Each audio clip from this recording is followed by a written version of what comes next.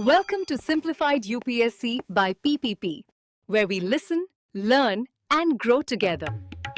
Detailed lecture notes in English and Hindi, plus practice questions for prelims and mains, only on our Telegram channel. Link in description. Like and subscribe for more. Simplified UPSC by PPP channel पर आपका फिर से स्वागत है। अगर आपको हमारी ये गहन चर्चा उपयोगी लगती है तो हमारी यूट्यूब मेंबरशिप में शामिल होने पर ज़रूर विचार करें। आपका सहयोग ही हमें इस तरह के उपयोगी वीडियो लाने के लिए प्रेरित करता है। और हाँ, हमारे मौजूदा सदस्यों का तहे दिल से धन्यवाद।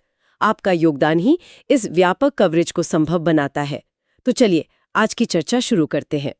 आज का विषय है बाढ़, एक ऐसी समस्या जो हर साल मॉनसून के साथ लौट आती है। हम सब तस्वीरें देखते हैं, खबरें सुनते हैं, लेकिन सवाल यह है कि दशकों के अनुभव और हजारों करोड़ के खर्च के बाद भी ये समस्या और गंभीर क्यों होती जा रही है? ये एक बहुत ही महत्वपूर्ण सवाल है और इसका जवाब सीधा नहीं है। इस समस्या को समझने के लिए हमें सबसे पहले बाढ़ शब्द को ही खोलकर देखना होगा। मतलब तकनीकी तौर पर बाढ़ क्या है? तकनीकी रूप से जब हम जलमग्न यानी इनंडेशन या सबमर्ज्ड होने की बात करते हैं तो इसका सीधा सा मतलब है कि जो जमीन आमतौर पर सूखी रहती है वो पानी के नीचे आ गई है। अच्छा, पर असल में हर बाढ़ एक जैसी नहीं होती। सही कहा आपने। जैसे उत्तराखंड में जो होता है वो असम की बाढ़ से बिल्कुल अलग है। हम फ्लैश फ्लड के बारे में सुनते हैं। इनमें क्या मुख्य अंतर है? बिल्कुल, यहीं से समझ की शुरुआत होती है। सबसे पहली है फ्लैश फ्लड यानी फ्लैश फ्लड्स। जी, जैसा नाम से पता चलता है ये अचानक और बहुत तेजी से आती है। कितनी तेजी से? अक्सर भारी बारिश के 6 घंटे के अंदर ही। इनका सीधा संबंध होता है बादल फटने मतलब क्लाउड बर्स्ट से या किसी तूफान से। तो इसमें तो चेतावनी का समय ही नहीं मिलता होगा। लगभग नहीं मिलता, और पानी का बहाव इतना तेज होता है कि इसकी विनाश करने की क्षमता बहुत ज्यादा होती है। और वो बाढ़ जो हम मैदानी इलाकों में देखते हैं जैसे बिहार या उत्तर प्रदेश में, वो है दूसरी श्रेणी, जिसे हम नदीय बाढ़ या रिवराइन फ्लड्स कहते हैं। ये तब होती है जब लंबे समय तक बारिश के कारण नदी का जलस्तर धीरे धीरे बढ़ता है। मतलब ये अचानक नहीं आती? नहीं, ये धीरे धीरे आती है और पानी किनारों को तोड़कर आसपास के एक बड़े इलाके में फैल जाता है। इसमें लोगों को निकलने का समय तो मिल जाता है, लेकिन ये हफ्तों तक बनी रह सकती है, जिससे खेती और जनजीवन सब कुछ ठप हो जाता है। और अब एक तीसरी तरह की बाढ़ भी है जिसके बारे में हम पिछले कुछ सालों से बहुत सुन रहे हैं, शहरी बाढ़। मुंबई, चेन्नई, बेंगलुरु, थोड़ी सी बारिश और शहर डूब जाते हैं। हाँ, शहरी बाढ़ या अर्बन फ्लड्स एक बिल्कुल अलग और कह सकते हैं कि ज्यादातर मानव निर्मित समस्या है। मानव निर्मित कैसे? इसके कारण प्राकृतिक से ज्यादा कृत्रिम है। शहरों में हमने पानी सोखने वाली जमीन जैसे तालाब, झीलें, ये सब खत्म कर दिए हैं और हर जगह कंक्रीट बना दिया है। बिल्कुल। जो नालियां हैं मतलब ड्रेन्स, वो या तो कचरे से जाम है या फिर बेतरतीब निर्माण ने उन्हें बंद कर दिया है। तो पानी को जाने की जगह ही नहीं मिलती। जी, वो सड़कों पर जमा होकर बाढ़ का रूप ले लेता है। ये असल में खराब शहरी नियोजन का नतीजा है। तो ये साफ है कि बाढ़ के प्रकार अलग अलग हैं, लेकिन इनके मूल कारणों पर जाएं तो भारी बारिश के अलावा और क्या है? हाँ, भारी बारिश तो एक कारण है ही, पर असली विलेन जो पर्दे के पीछे काम कर रहा है वो है गाद यानी हेवी सिल्टेशन। गाद मतलब सिल्ट। हाँ, इसे ऐसे समझिए कि हमारी नदियां धीरे धीरे अपनी गहराई खो रही हैं। जैसे एक पाइप में कचरा फंस जाता है और उसकी पानी ले जाने की क्षमता कम हो जाती है। वैसे ही नदियों में मिट्टी और गाद जमा होने से उनका तल ऊपर उठ रहा है। बिल्कुल। तो अब उतनी ही बारिश में ज्यादा तबाही होती है क्योंकि नदी में पानी को संभालने की जगह ही कम बची है। और ये गाद आती कहाँ से है? इसका सीधा संबंध हमारे पहाड़ों और जंगलों से है। अंधाधुंध जंगल कटाई, अवैज्ञानिक खेती, इससे मिट्टी ढीली पड़ जाती है। हाँ, और बारिश इस मिट्टी को बहाकर नदियों में ले आती है। पहाड़ी इलाकों में तो ये और भी खतरनाक हो जाता है।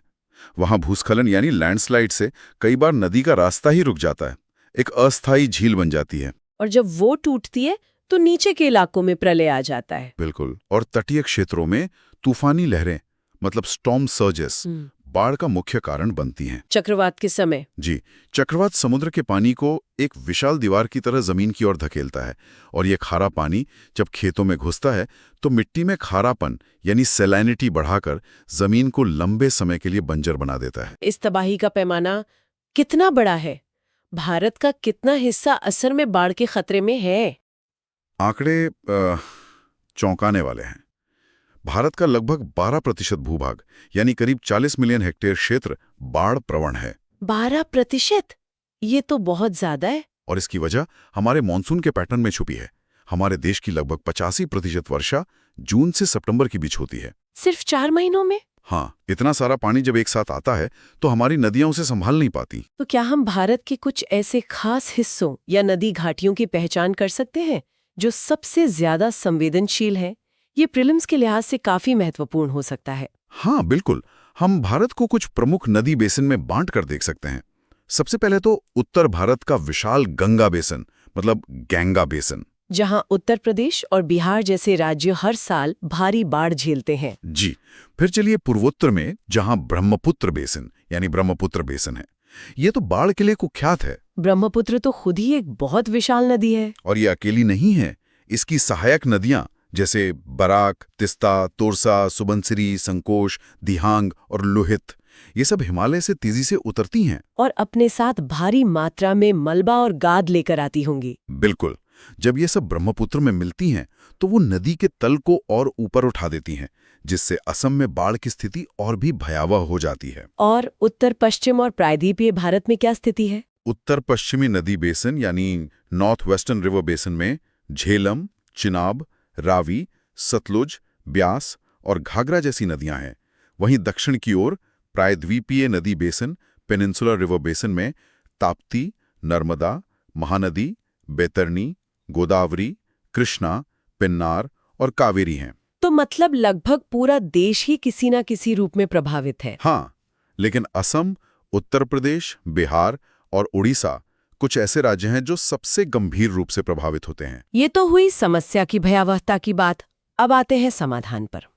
दशकों से हमारा जोर तो बड़े बड़े बांध और तटबंध बनाने पर रहा है। हाँ, पारंपरिक रूप से हमारा जोर संरचनात्मक उपायों पर ही रहा है। बाढ़ प्रबंधन का काम केंद्रीय स्तर पर केंद्रीय जल आयोग CWC और राज्यों में सिंचाई एवं बाढ़ नियंत्रण विभाग जैसी एजेंसियां देखती हैं। संरचनात्मक उपाय मतलब? स्ट्रक्चरल मेजर्स, कंक्रीट और इंजीनियरिंग का इस्तेमाल, जी। जैसे पानी जमा करने के लिए बड़े जलाशय या डैम बनाना, नदियों के किनारों पर तटबंध यानी एम्बैंकमेंट्स बनाना। अपने आप में एक समस्या नहीं बन गए हैं।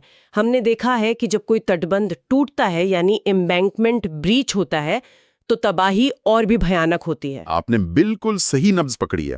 इसे एम्बैंकमेंट पैराडॉक्स भी कहते हैं। तटबंध हमें सुरक्षा का एक झूठा एहसास देते हैं और वो नदी की गाद को किनारों पर फैलने से रोकते हैं। तो वो गाद नदी के तल में ही जमा होती रहती है। हाँ, और नदी का स्तर धीरे धीरे आसपास की जमीन से भी ऊंचा हो जाता है। ये एक बहुत खतरनाक स्थिति है। तो अगर सिर्फ इंजीनियरिंग समाधान नहीं है तो फिर रास्ता क्या है? ये गैर संरचनात्मक उपाय क्या हैं? बिल्कुल। अब दुनिया भर में जोर गैर संरचनात्मक उपायों यानी नॉन स्ट्रक्चरल मेजर्स पर है। इसका मतलब बाढ़ से लड़ना नहीं बल्कि उसके साथ जीना सीखना है। अच्छा। इसका सबसे पहला कदम है बाढ़ का पूर्वानुमान और समय पर चेतावनी। और इसके अलावा? सबसे शक्तिशाली टूल है बाढ़ के मैदानों का क्षेत्रीकरण, मतलब फ्लड प्लेन जोनिंग। ये क्या होता है? मतलब नदी के आसपास के इलाके को अलग अलग जोन में बांटना। सबसे खतरनाक जोन जो नदी के बिल्कुल करीब है वो नो कंस्ट्रक्शन जोन होगा, यानी वहां कोई निर्माण नहीं होगा। जी। इससे हम नुकसान को पहले ही रोक लेते हैं। ये सब हैजर्ड मैपिंग HAZARD MAPPING के आधार पर किया जाता है। लेकिन क्या इसे भारत में लागू किया जा रहा है? नदी किनारे तो निर्माण बेरोक टोक जारी है।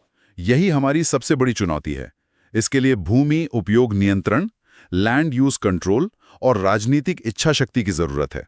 इसी से जुड़ा एक और उपाय है बाढ़ रोधन, फ्लड प्रूफिंग। मतलब अपने घर को ही बाढ़ से सुरक्षित बनाना। हाँ, दरवाजों और खिड़कियों को सील करना, बिजली के कनेक्शन ऊंचाई पर लगाना। और घर बनाने के डिजाइन में भी कोई बदलाव किया जा सकता है? बिल्कुल।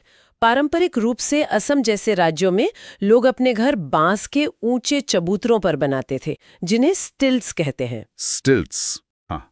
आज भी ऐसे अभियांत्रिक संरचनाएं, इंजीनियर्ड स्ट्रक्चर्स तैयार की जा सकती हैं, जिसमें मकानों को स्टिल्ट्स या ऊंचे प्लेटफॉर्म पर बनाया जाए। इससे बाढ़ का पानी घर के नीचे से निकल जाता है। जी, और जान माल का नुकसान कम होता है। तो आज की चर्चा से ये साफ है कि बाढ़ सिर्फ एक प्राकृतिक आपदा नहीं है, बल्कि यह मानव गतिविधियों का भी नतीजा है और इसका समाधान सिर्फ बड़े बांधों में नहीं बल्कि बाढ़ के साथ जीना सीखने में है। बिल्कुल सही।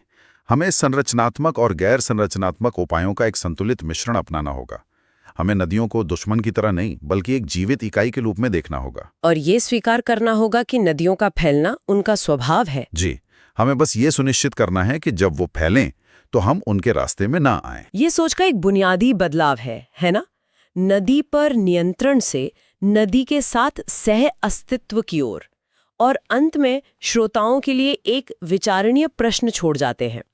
जैसे जैसे जलवायु परिवर्तन से वर्षा के पैटर्न में तीव्रता आ रही है, क्या हमारे मौजूदा बाढ़ प्रबंधन के उपाय पर्याप्त हैं या हमें नदियों के साथ रहने के अपने तरीकों पर मौलिक रूप से पुनर्विचार करने की जरूरत है?